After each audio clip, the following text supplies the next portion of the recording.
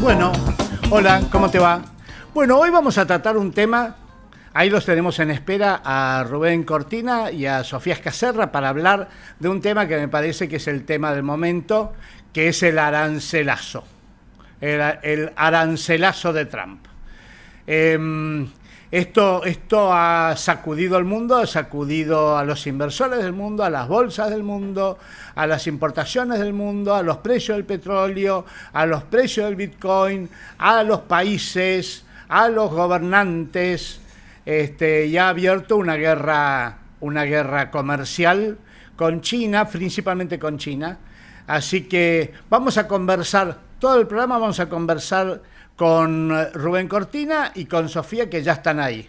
Hola Sofía, hola Rubén, ¿andan por ahí? Hola, buenas, ¿cómo estás, Pepe? Hola Rubén, ¿cómo andan? Sofi.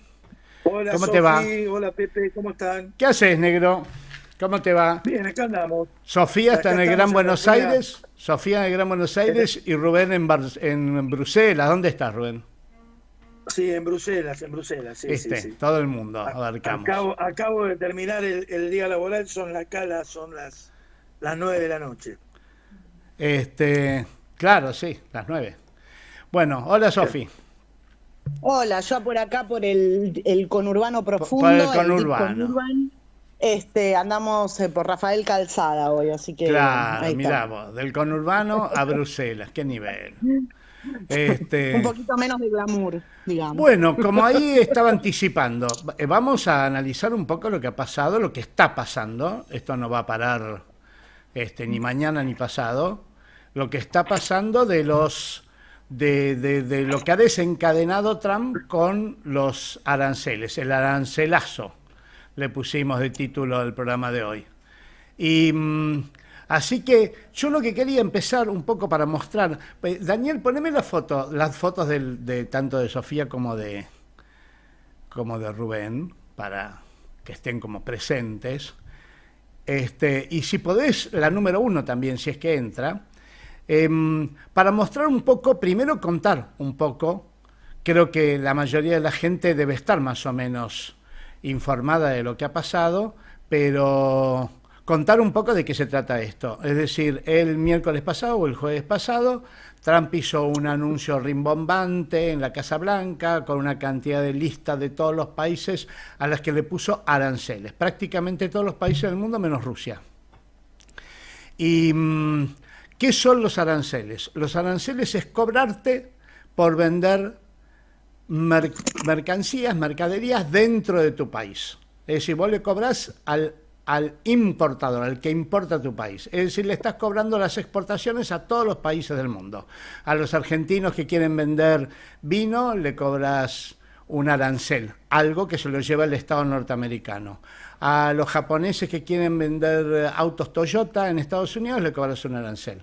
A los brasileños que quieran vender soja o que quieran vender caños a Estados Unidos, le cobras un arancel. Y así todos los países del mundo que quieran venderle algo a algún norteamericano o alguna norteamericana o alguna empresa norteamericana en Estados Unidos, el Estado norteamericano le va a cobrar un monto que va del más bajito 10% al más alto, ahora ya le puso hoy 125% a China. China es el único país que se ha retobado un poco y le puso a su vez aranceles del 84% a Estados Unidos. Es decir, China le cobra 84% a Estados Unidos de lo que le vende y Estados Unidos le pone 125% de aranceles a China. Así que bueno, esto es, mis queridos y queridas colegas, ¿cómo lo ven ustedes? ¿Cómo lo ves, Sofi? Empecemos por Sofi, que está más cerca. Bueno, viste que yo estoy muy metida en el proceso OMC. Claro. Hoy justamente la secretaria general... Organización Mundial de Comercio.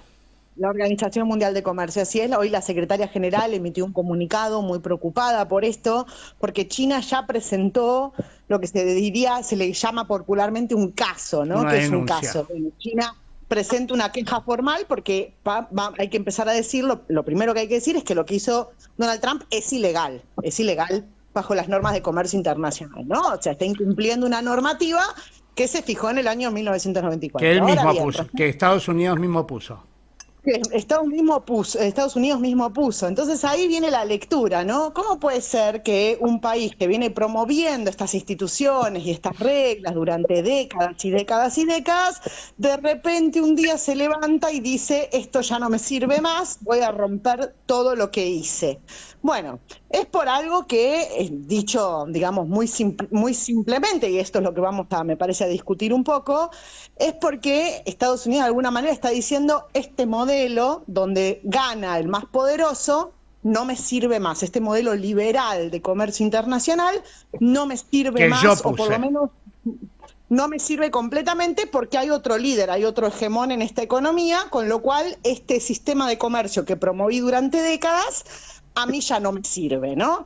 Entonces, bueno, ahora viene la pregunta que me parece que está bueno discutir acá entre todos, es, bueno, ¿por qué no le sirve? ¿A quién le sirve? Y cómo nos reconfiguramos en este nuevo sistema mundo, ¿no? No sé, Rubén, ¿qué opinás? Sí, mirá, acá yo vengo de estar estas últimas 72 horas reuniéndome con el sindicalismo europeo y con la Confederación Sindical Internacional, y bueno, hay, por un lado hay una gran estupefacción, una gran preocupación, como decía Pepe y lo manifestás vos. A Europa se le puso un arancelamiento del 24%, pero eso es arancelamiento general. Después hay arancelamientos recíprocos y hay arancelamientos por producto. Eso va a generar una movida política fuerte dentro de la Unión Europea, porque la política comercial de la Unión Europea la realiza la Unión Europea. Para neutralizar algún país de los integrantes de la Unión Europea que quiera neutralizar eso, tiene que tener unas mayorías determinadas en el Consejo de Europa. Es decir, una vez que toma una decisión sobre comercio internacional en la Comisión Europea, si algún país se ve perjudicado, tiene que reunir ciertas mayorías que se establecen, por otra parte, no solo por cantidad de países, sino por cantidad de población. Con lo cual hay un debate interno también. Vos fíjate, la presidenta de la Unión Europea propuso un acuerdo de libre comercio con Estados Unidos, ¿no?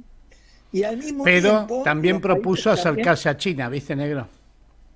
Claro, ahí claro, a eso iba, a dos cosas. La primera, los países están estudiando los impactos. Por ejemplo, España no le vende autos a Estados Unidos desde hace 2 o 3 años.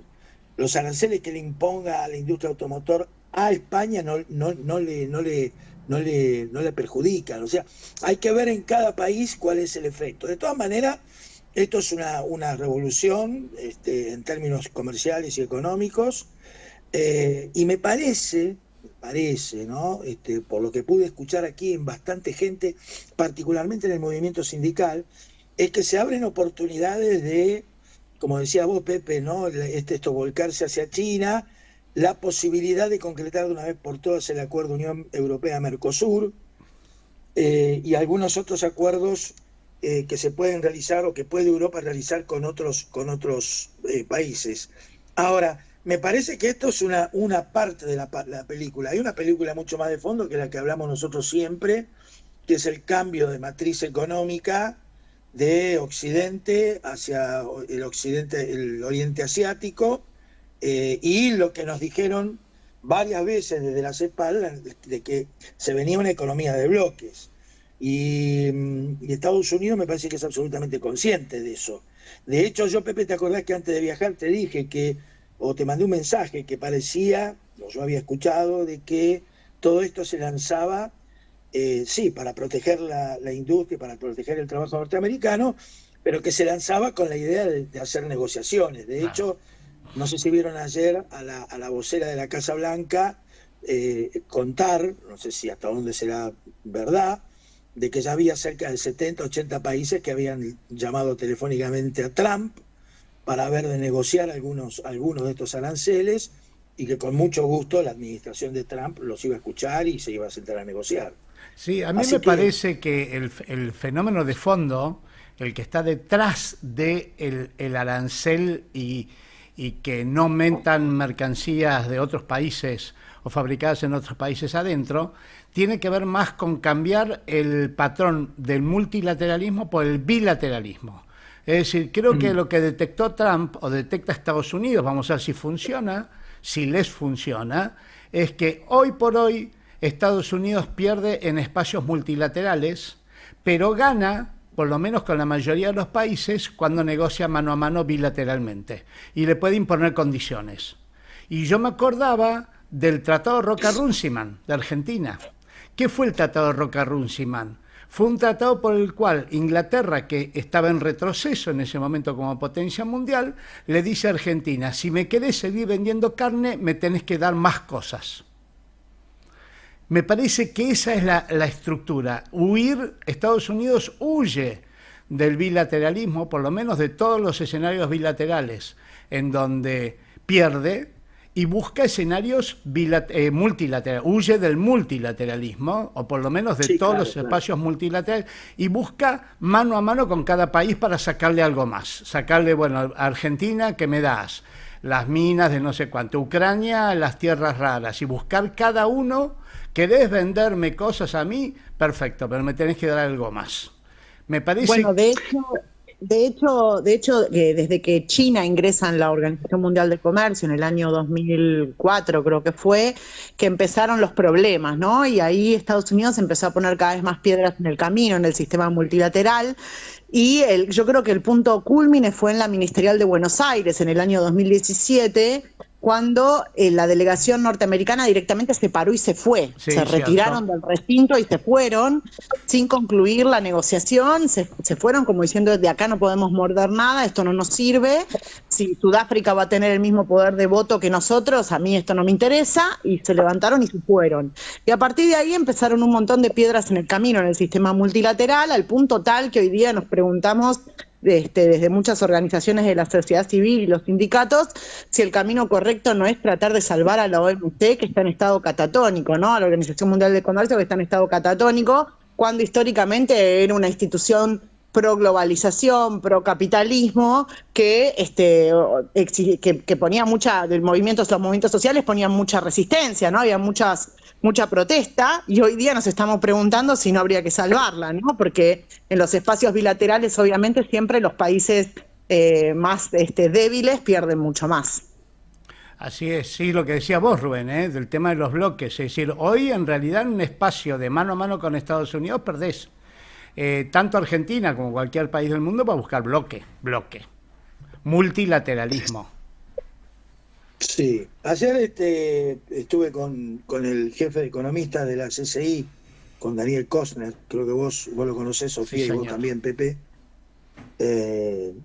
No, a veces hay otros temas de fondo, ¿no? Es decir, este proceso que estamos viviendo de desacople, o que estábamos viviendo de desacople y desglobalización, es evidente que Estados Unidos se tiene que haber dado cuenta de que no es tan sencillo desmontar las cadenas de valor, todo lo que se ha construido en estos últimos 20, 30 años en términos de globalización neoliberal, ¿no?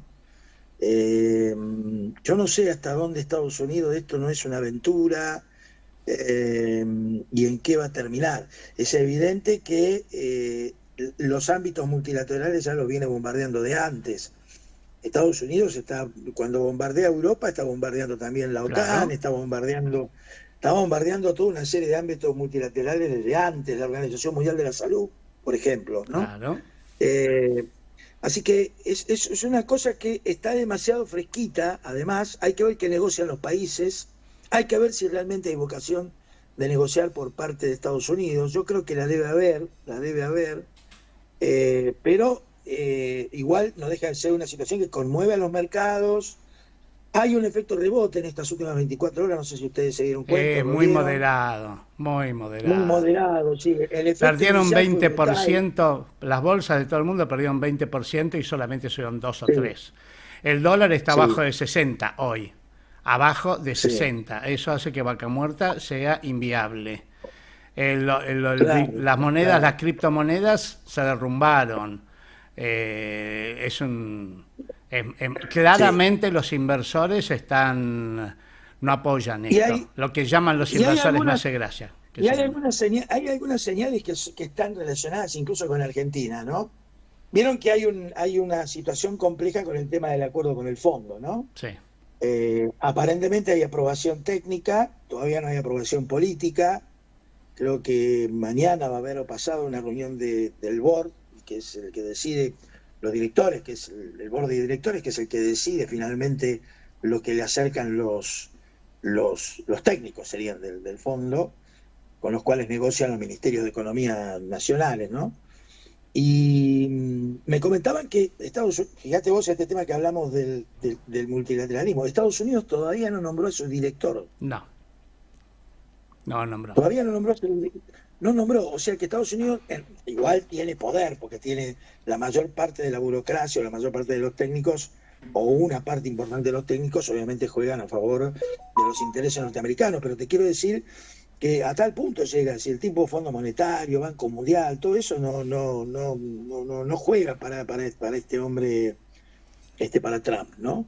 Y hay un gran nerviosismo con el tema del préstamo, porque parece que el préstamo va a ser, a largo plazo parece mucha guita, mucha plata, pero en realidad parece que el primer desembolso es un desembolso que no alcanza, claro, porque el banco lo que quiere también es cobrar los intereses, ¿no?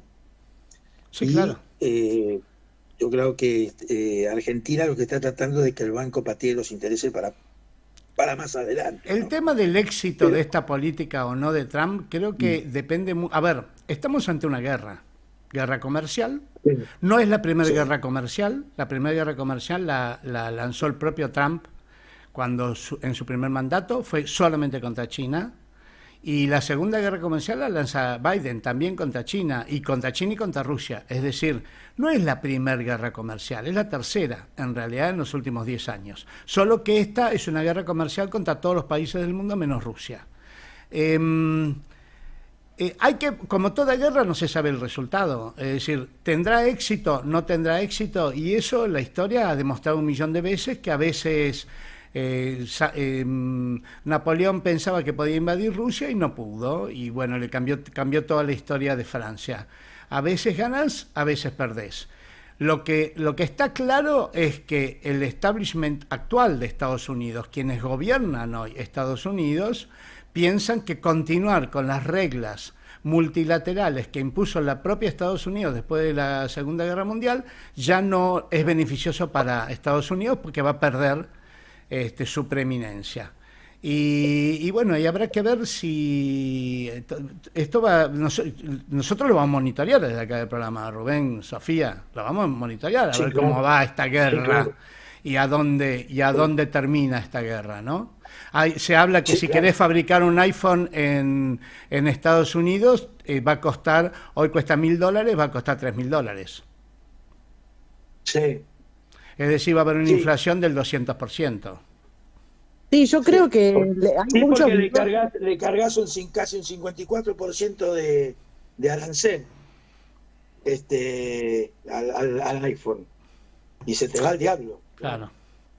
Hay muchos videos que circulan en internet, en redes sociales, muy graciosos, muy jocosos, donde se ven a votantes de Trump que no terminan de entender esto y creen que los aranceles los pagan los países que Claro. exportan. Y gente que les dice, no, lo pagás vos, que sos el consumidor. No, ¿por qué lo voy a pagar yo? ¿Por qué yo tengo que pagar yo? Que lo paguen los chinos. No, esto nos afecta a nosotros, van a subir los precios internos de Estados Unidos. Y la gente no termina de entender esto. Creen que el arancel es un impuesto que pagan los chinos por ser chinos y no entienden que ese arancel después se termina llevando a precios y lo termina pagando el consumidor interno norteamericano, ¿no? O sea, hay un desconocimiento Sí, muy profundo de cómo funcionan estas políticas comerciales. sí, esa es la otra cara de este problema, ¿no? De cómo lo afecta a Estados Unidos internamente, incluso con impactos en el mercado de trabajo, con impactos en el empleo, ¿no? Sí, un acuerdo generalizado y está viendo Bloomberg, 80% de las personas que trabajan en los mercados piensa que se viene una depresión. Una depresión puede durar 10 años, ¿eh? De estas cosas tardan mucho tiempo. Una caída en las bolsas de estas que estamos viviendo hoy puede tardar 4, 5, 10 años en recuperarse. No se recupera de un día para el otro. Así que los impactos no están claros. Ahora, eso es una guerra, Rubén, Sofía. En una guerra, sí, claro, los dos bandos tienen pérdidas. Vos no te jugás a no tener pérdidas. Vos te jugás a que las pérdidas del contrario sean mayores que las tuyas. Entonces, eso es lo que no sabemos. ¿Quién va a perder más en esta guerra comercial mundial? ¿Va a perder más Estados Unidos? ¿Va a perder más Europa? ¿Va a perder más China? ¿Japón? Japón hizo un acuerdo con Corea y con China, no sé si viste, para combatir juntos los aranceles de Trump. Japón, sí, Corea y China, Corea del Sur. Es decir, está habiendo unos movimientos. Es una cosa increíble. Increíble. Es decir, está habiendo unos movimientos en los tableros mundiales que obviamente, bueno, no se sabe qué va a pasar. Sí, y después también esta cosa que vos decías de los bloques, ¿no? Cómo esto fortalece a los BRICS, en definitiva, sí, que ya venían jugando un jueguito de economía entre ellos, y yo creo que todo esto a Trump no le conviene porque lo que va, o sea, estratégicamente, si vos sos un país como Brasil, vos te aliás más a tus socios comerciales que no tienen este tipo de políticas y que vienen creciendo a pasos agigantados. No hay que olvidar que China es el principal socio comercial de América Latina en todos los países. Sí. Hace 20 años atrás, Estados Unidos y la Unión Europea eran nuestros principales socios comerciales. Hoy por hoy esto ya no es más así y China es el principal socio comercial del 90% de los países de América Latina. Con lo cual, digamos, la estrategia de integración sur-sur que tanto planteaba Raúl Prebisch tiene una puerta abierta, digamos, casi estratégica a poder desarrollar más, que ya venía, porque los BRICS ya lo venían haciendo, por eso siempre fue tan absurdo la decisión de no aliarse a este bloque económico cuando asume Javier Milei, pero ahora yo creo que va a pasar a ser mucho más preponderante, porque si hay algo que queda en claro acá es que no hay que aliarse con empresas norteamericanas, con un gobierno que es capaz de ponerte aranceles de la noche a la mañana, creo que sí, esa es la estrategia, viendo la otra campana. Creo que esa es justamente la estrategia de Trump. Precisamente frente al avance chino, generar escenarios bilaterales. No sé, China está haciendo ahora un puerto fenomenal en Perú. Generar con Perú un diálogo bilateral con Perú para bloquear todo lo posible el avance de China en Perú, para bloquear todo lo posible el avance de China en Argentina. Cuanto más espacio de bloque tengas, cuanto más capacidad de negociación con Estados Unidos tengas, más vas a poder resistir esa presión. Cuanto menos bloque, cuanto menos aliados vos tengas, y Estados Unidos hoy tiene capacidad de presión, o por lo menos a eso se juegan. Vamos a ver quién gana en esto, ¿no? Pero está claro que es para frenar eso que vos decís, Sofía. Sí, yo creo que el daño que le produce a algunos países de desarrollo intermedio te lleva naturalmente a que estos países intenten negociar, ¿no? O sea, que el que tiene mayor capacidad para resistir. Vos decías al principio, Pepe, que el único que se le plantó fue China. El único. No es casual. Claro, no es casual. Todo el mundo quiere ver qué negocia. Ahora, digamos, a mí me parece que estratégicamente es un buen momento para acercarse a Europa, ¿no? Porque Europa es Occidente, con eso coincidimos, pero tiene algunos elementos Europa que lo diferencian del resto. Y me parece que Europa es como que está pidiendo una soga en algún lado, ¿no? Sí, quedó fuera del mapa, negro. Lo hablamos, claro, lo hablamos cuando hablamos el otro día el tema de la guerra de Ucrania. Europa hoy no está en la mesa.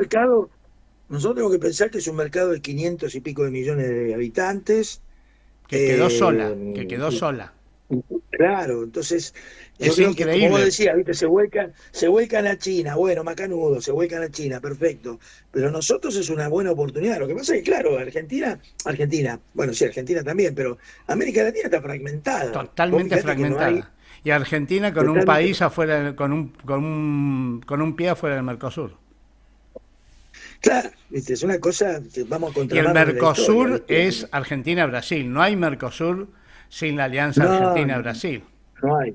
No hay, Es decir, no hay, no este hay. es uno de los peores momentos para América Latina. Te diría que el único país que tiene un poco de espalda por su tamaño y por la alianza con los BRICS es Brasil, que fue el que devaluó. Sí, Viste que Brasil acaba de devaluar, otra medida, ¿no? Brasil hizo algo, sí, devaluó. sí, sí, Eh, sí, sí, sí. Algo hizo, pero creo que es el único que tiene algo de espalda por su tamaño y por sus vínculos con los BRICS. Pero el resto de los países Y de América Latina, la otra cosa que veo, Pepe y Sofi, es que, no sé, Sofi, vos cómo lo ves económicamente, pero me parece que le va a generar inflación a Estados Unidos y eso puede traer como consecuencia la suba de la tasa de interés, ¿no? sí, Sí, Y si el hay tema de la suba, perdóname, déjame seguir con el razonamiento. Y si hay suba de la tasa de interés, los dólares se van a ir para allá. Y acá, entonces, ¿qué va a pasar? No, ¿Lo pensaste? el problema que enfrenta Estados Unidos con el tema de la tasa de interés lo tiene hace ya rato, hace tiempo, porque Estados Unidos durante un tiempo estuvo bajando las tasas de interés para obligar a los países asiáticos a que conserven sus dólares, porque lo que no querían es que los países asiáticos, sobre todo China, se deshagan de sus reservas en dólares de los bancos centrales porque eso les generaba inflación. Entonces, la Reserva Federal bajaba cada vez más las tasas de interés. Eso cambió por la inflación, porque no era insostenible, porque el dólar ya viene siendo inflacionario hace rato, y la tasa de interés empezó a subir cada vez más. Y esto es una dicotomía muy grande, porque si suben las tasas de interés, lo que van a terminar motivando es la yuanización del mercado internacional. O sea, si Estados Unidos sigue aumentando la tasa de interés, lo que hace es chupa los dólares hacia Estados Unidos, o sea, hace que la gente ponga dólares a la tasa de interés libre de riesgo y las economías empiezan a transar en otra moneda porque justamente lo que va a hacer los bancos centrales asiáticos es expulsar esos dólares hacia el mercado. Entonces, esto es un problema muy grande porque si siguen subiendo la tasa de interés producto de la inflación, yo no sé si se viene, y esto creo que es una discusión que están teniendo en Europa, el tema de poder tener señoriaje de la moneda en la Unión Europea y en Asia. O sea, la vez pasada estaba escuchando al Bundesbank, a la banca central alemana, decir que era hora de empezar a hacer contratos en euros a nivel internacional para obtener el señoriaje global y poder establecer el euro como moneda global. Porque el dólar está cada vez más débil, entonces va a empezar a haber competencia de monedas, cosa que no hubo hasta ahora, porque los mercados energéticos, el mercado del petróleo y un montón de otros mercados se pactaban en dólares. Así que yo no sé. El euro y hay toda una parte de la intelectualidad económica norteamericana anti-Trump que está planteando que hay que tratar de fortalecer el renminbi chino. Ojo, pero también como moneda de intercambio comercial. Lo está planteando, Sachs, Jeffrey Sachs lo está planteando clarito en los reportajes que le están haciendo en estos días. hoy salió un Ojo. artículo, una declaración pública de Howard Marks. Howard Marks es un analista, es un multimillonario, inversor en las bolsas norteamericanas y además es un analista muy, muy, muy bien considerado en el establishment capitalista, en donde menciona las medidas de Trump y una de las cosas que dice es que uno de los riesgos de esta guerra comercial es la desdolarización del mundo. Si me podés poner, Daniel, la número 4. No sé si ustedes están viendo la pantalla. No, a mí no me aparece en la pantalla. No, pero ahora la va a poner Daniel. Es decir, describilo igual. El fenómeno de la desdolarización, esto que acabo de decir, el fenómeno de la desdolarización ya no es algo que dicen los intelectuales del tercer mundo, los intelectuales del sur global. Ya es algo que están mencionando como riesgo posible, obviamente que todavía estamos lejos de eso, pero como riesgo posible ya lo están mencionando figuras importantísimas del centro. Y además hay un tema clarísimo. Trump amenazó con subir los aranceles a aquellos países que piensen en desdolarizar. Es decir, que ya el propio Trump está viendo el problema de la desdolarización como un problema principal, porque si no, no lo hubiera mencionado. Así que sí, efectivamente, todos estos elementos va a haber que ver cómo juegan, ¿no? ¿Cómo En evolucionan? Sí, cómo evolucionan. sí. Y quién, ya te digo, es una guerra, hay que entenderlo como tal. En las guerras hay muertos de los dos lados, de todos los lados. Y acá va a haber muertos, y va a haber gobiernos muertos, ¿eh? Gobiernos, a ver, Milei corre riesgo. ¿Por qué? Y porque el mundo... Iba a preguntar eso, ¿cómo ven el impacto en Argentina? Y a ver, en el 30 cayó, con la crisis del 30 cayó Irigoyen. A ver, las crisis voltean gobiernos enteros. Entonces, un país tan débil como la Argentina, tan aislado como la Argentina, que hace un seguidismo ciego de Estados Unidos, los riesgos son enormes, enormes. No se sabe qué va a pasar, obviamente, pero los riesgos son enormes. ¿No, Sofía? Y sí, y todo depende, bueno, hablábamos hace un rato del Fondo Monetario Internacional y del crédito y que no alcanza. Sí, te iba a preguntar eso, tiempo. Sofi, cómo ves el tema del acuerdo con el fondo, ¿no? Bueno, Sofi. es que sí, ese es el tema, si la plata esa va a llegar a tiempo o no, porque está claro que el ritmo que venimos perdiendo reservas para sostener el tipo de cambio es completamente insostenible. En Argentina el problema que tenemos fundamentalmente es que el gobierno de Javier Milei, a pesar de todo y a pesar de que ha perdido apoyo popular, sigue teniendo apoyo popular. O sea, hay mucha gente que todavía dice, bueno, hay que darle más tiempo, hay que esperar, ¿no? Y demás, y me parece que ese es un problema grande que tenemos porque parece que hay impunidad para hacer cualquier cosa porque el gobierno tiene el apoyo, si bien lo está perdiendo poco a poco. Y el tema del fondo para mí es fundamental porque eso es lo que va a marcar cuánto pueden llegar a sostener el tipo de cambio. Si el tipo de cambio se le dispara, eso va a precios automáticamente, se dispara la inflación y ya ni siquiera tiene el caballito de batalla de decir paré la inflación, que igual de cualquier manera tampoco la paró porque la inflación sigue avanzando, ¿no? O sea, parece que se ralentizó un poquito, o sea, se disminuyó un poco, pero en realidad sigue habiendo inflación, y me parece que Pero ese es el gran en problema. realidad, Sofi, en realidad lo que tenemos que hacer para ver la inflación es desagregarla. O sea, a ver, la inflación en servicios y en comida y en carne es una inflación que está el doble de lo que está la inflación promedio. Esta es la realidad, ¿no? Hoy salió el INDEC de la Capital Federal, 64% del último año. Claro.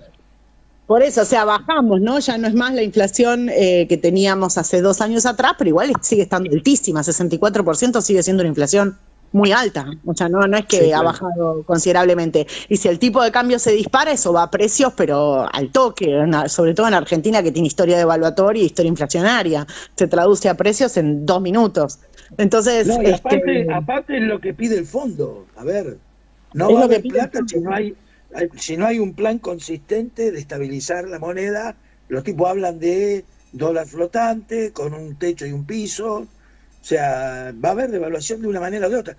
Por eso, a veces algunos comentarios que vos escuchás de alguna gente de la política en Argentina son contradictorios, porque el tipo va a tener que devaluar de la forma que sea. Si le da el fondo, va a tener que devaluar. Y si no le da el fondo, va a tener que devaluar también. O sea, no hay mucha alternativa, ¿no? No, la única diferencia es que con la plata del fondo la devaluación puede hacerse atenuada y puede hacer de forma gradual. Sin la plata del fondo, esto va a terminar en corrida. De hecho, la corrida en el sector financiero ya empezó. O sea, ya hay corrida en el sector financiero. No hay corrida en la calle. Vos ves la gente parada para comprar dólares como en el año 2001. Pero el sistema financiero ya se está dolarizando, de facto. Bueno, hablando del sistema financiero, la otra cosa que hablamos ayer en la Confederación Sindical Internacional con Daniel es que este tema de los aranceles ha puesto en jaque el sistema financiero internacional. Sí. Totalmente. O sea, Viste que están estallando todas las burbujas. Claro, se están haciendo bolsa. La tecnológica, la inteligencia artificial, las criptomonedas, el petróleo. Claro. El sistema financiero estaba en sí mismo, estaba en una gran burbuja mundial. Y sí, está cuestionando...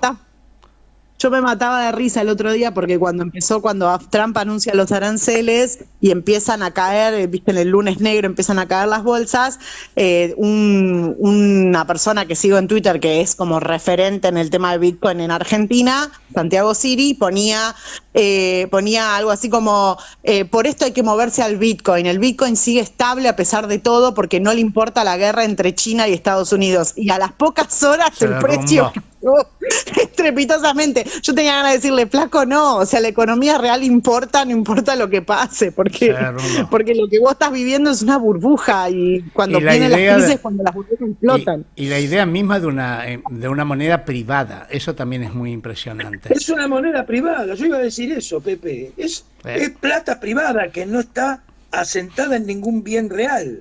O sea, es una cosa terrible, increíble. Mirá lo que ya ha llegado a producir el sistema, ¿no? Claramente estamos... Este costado que vos decís... No hay banco central que controle nada, no. Este costado que vos decís es muy interesante porque, a ver, la financiarización de la economía global, mundial, viene de la época de Reagan y Thatcher. Y si estamos entrando en un periodo donde la financiarización entra en crisis, por ahí estamos también yendo a no solo un nuevo modelo de comercio internacional, sino un nuevo modelo económico en donde la financiarización retrocede y toma más importancia la economía real. Fíjate que tanto China como Estados Unidos en esto coinciden. Lo que importa es la economía real. Lo que importa es producir acá y generar empleo acá. Eso no lo vemos desde hace 70 años. Para nuestros oyentes, para la gente que nos ve y nos escucha, recomiendo mucho, si quieren comprender el fenómeno de la privatización de la moneda, un libro que sacamos con un montón de compañeros economistas, peronistas, que se llama Criptomonedas, un desafío al Estado y a los bancos. Lo sacamos hace 4 meses, justo antes de la criptoestafa de Javier Milei, y lo estábamos sacando, que lo escribimos con un montón de economistas. Yo lo dirigí junto con el economista Martín Burgos, de Ediciones Peña Lillo, Ediciones Continente, de la cooperativa Callao. Así que está para comprar en Mercado Libre, en todos lados. Pero ahí un poco lo que trabajamos con todos estos chicos era este entendimiento de cómo funciona este nuevo mercado, todo completamente privatizado, para tratar de desligarse del Estado, ¿no? Porque se ha privatizado la banca a lo largo de los años, pero no han logrado privatizar la moneda, y es porque la moneda es la función pública, digamos. Uno ejerce política pública a través de la moneda, a través de la emisión monetaria, y por eso siempre ha sido potestad del Estado, aún en estados completamente cooptados por empresas privadas como Estados Unidos, ¿no? Acá en Argentina tuvimos un experimento parecido con la ley de bancos garantidos de Juárez Selman en el año 1890, creo, si no me equivoco, y terminó en un desastre, ¿no? O sea, la privatización de la moneda fue un experimento realmente nefasto en la Argentina, que terminó con devaluación, inflación, bueno, todo lo que ya siempre vivimos. Pero ahora las criptomonedas lo han llevado a otro nivel, ¿no? Realmente es un nivel tecnológico, de una escala global, muy particular, y que no puede ser escindido de la economía real, como todo el de la economía monetaria. Ellos creen que generan valor, pero en definitiva lo que genera valor en la economía es el trabajo, es el empleo, es la producción, es la inversión. El valor no se genera moviendo criptomonedas de una wallet a otra, ¿no? Y esto parece ser algo que la economía no termina de entender, o los referentes económicos no terminan de comprender. Pero resulta muy interesante que en eso coincidan China y Trump. Eso me resulta muy interesante. De algún modo es como que todo esta economía de papel, literalmente de papel, es como que ha llegado a un límite y se ha encontrado con una pared que va más allá incluso de la guerra comercial entre China y Estados Unidos. Es decir, lo que importa es producir iPhones, es lo que están diciendo los dos. ¿Quién los produce? Y esto Totalmente. Es un cambio de 180 grados de la economía, de Milton Friedman.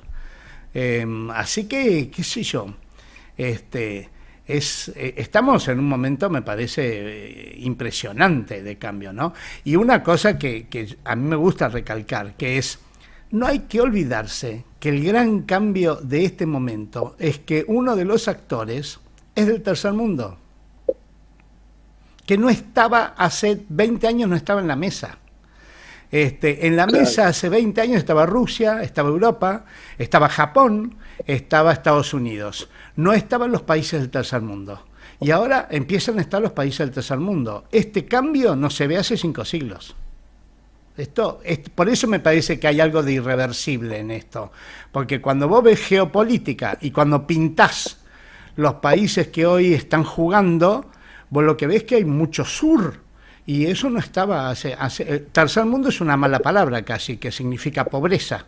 Y vos decís hoy tercer mundo y son las cosas que vos consumís bien del tercer mundo hoy. Sí, claro. Es que, claro, lo que se están disputando es digamos, la matriz productiva. O sea, es lo que vos decís, Pepe, ¿no? ¿Quién va a producir las cosas?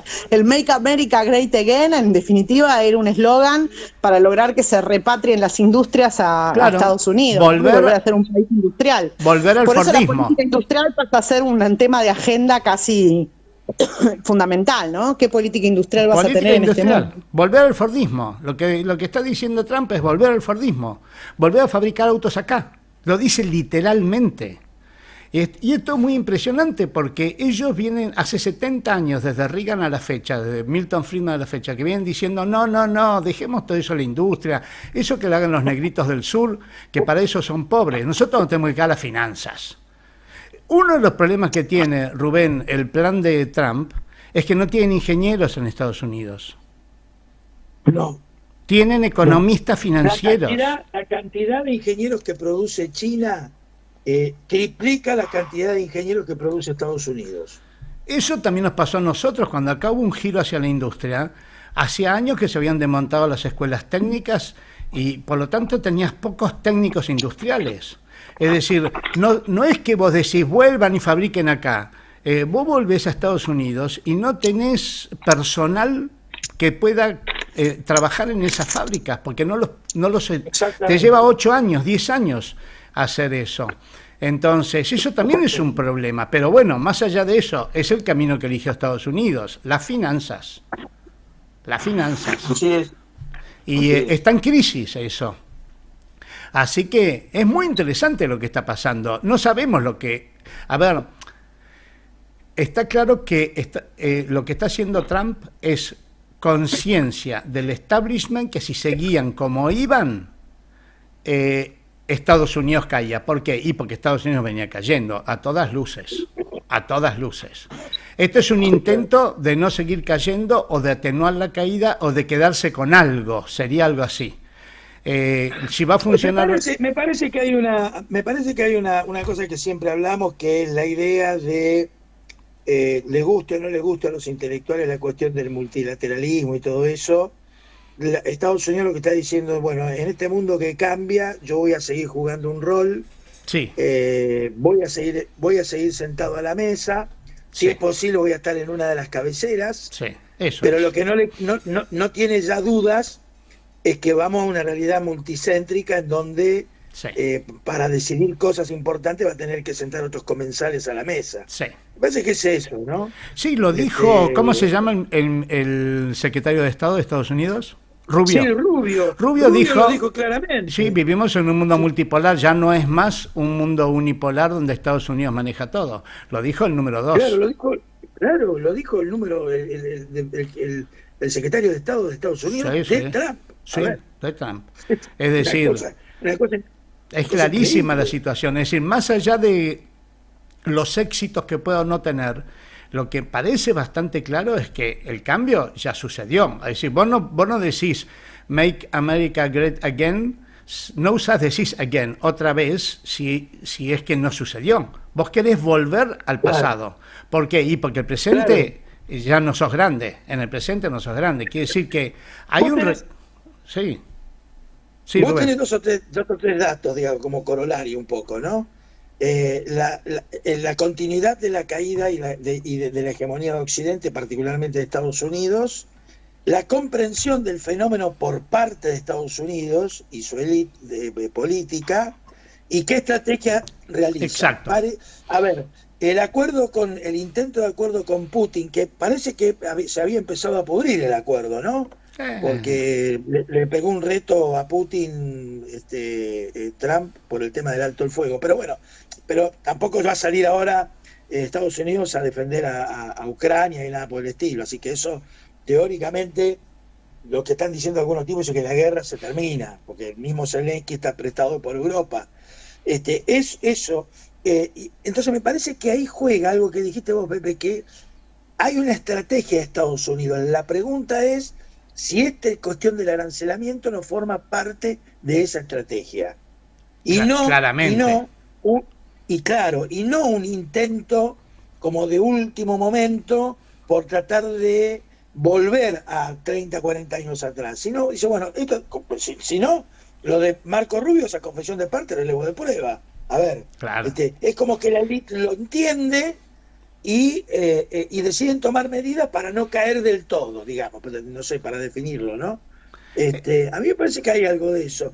Por eso hay que ver cómo evolucionan las negociaciones, ¿no? Lo que sí hay un tema que es el tema del shock, de la política de shock. Las políticas esto fue una política de shock, de un día para el otro. Esto fue política de shock. El problema de las políticas de shock es que no admiten correcciones.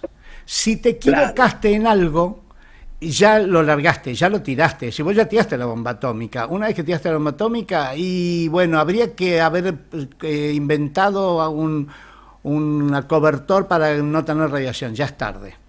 El problema un poco de Estados Unidos, me parece a mí, en esta estrategia esto es una política de shock y no vas a poder corregir los errores. Toda política tiene errores. Lo ideal nunca es el shock, lo ideal es ir tirando y ir corrigiendo, ir tirando y corrigiendo, porque la realidad tiene elementos que vos no conocés.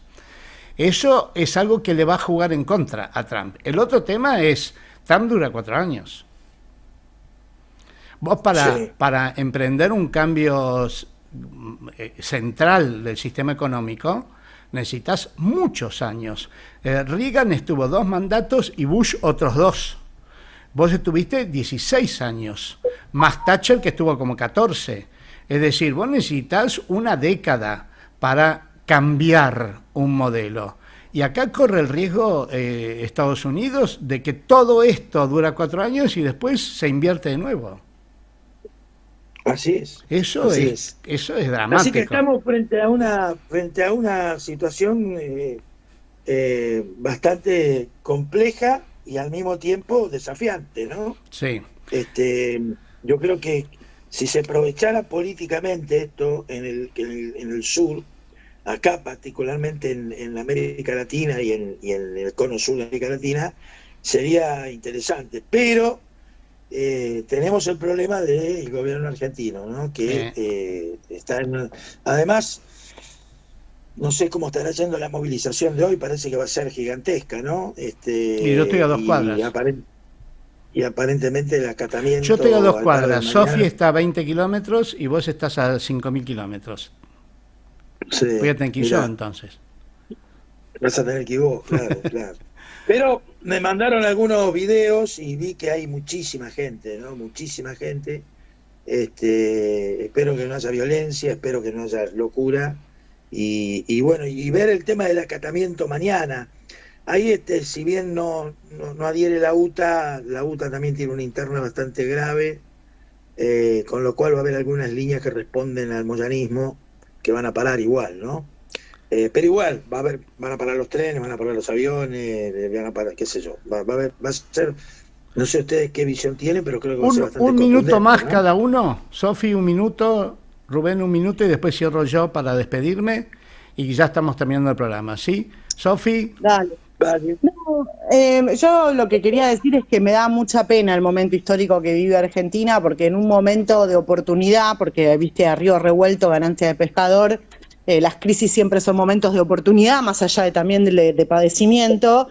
Es un momento estratégico para poderse aliar con otros países de América Latina, del sur global, y tratar de salir de este modelo y plantear un modelo alternativo a lo que planteó Estados Unidos durante 20, 30 años y a lo que plantea China, ¿no? También. Entonces, poder construir un modelo latinoamericano, desarrollista, autónomo. Y la verdad que en este contexto nos toca un presidente que denosta a la región, que escupe para arriba, que considera que los aliados estratégicos de la región nos suman.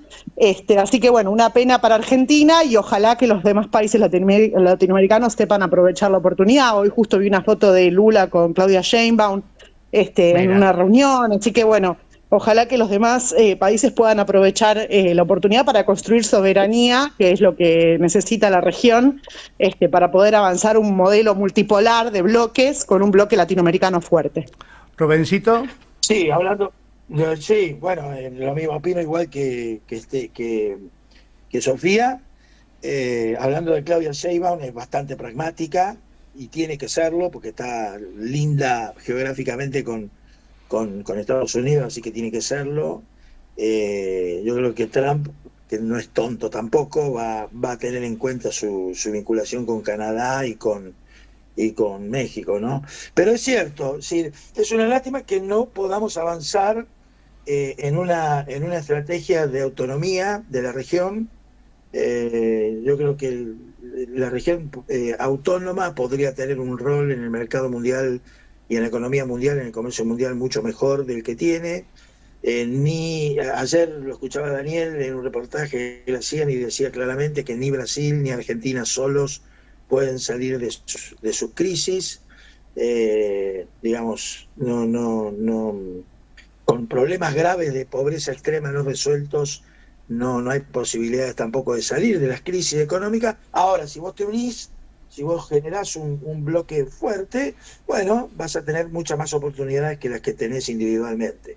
Y lamentablemente nosotros parece que siempre vamos a contramano, porque cuando tenemos un gobierno que se podría haber catalogado, a pesar de los errores y los desastres, como un gobierno relativamente popular, del otro lado lo tenías a Bolsonaro, y tenías a la derecha en Uruguay, bueno, ahora tenés a la izquierda en Uruguay y la izquierda en Brasil, y tenemos a un presidente que descree de todo. Bueno, vamos a ir viendo. Bueno, excelente cierre, me pareció excelente, qué lindo compartirlo con ustedes.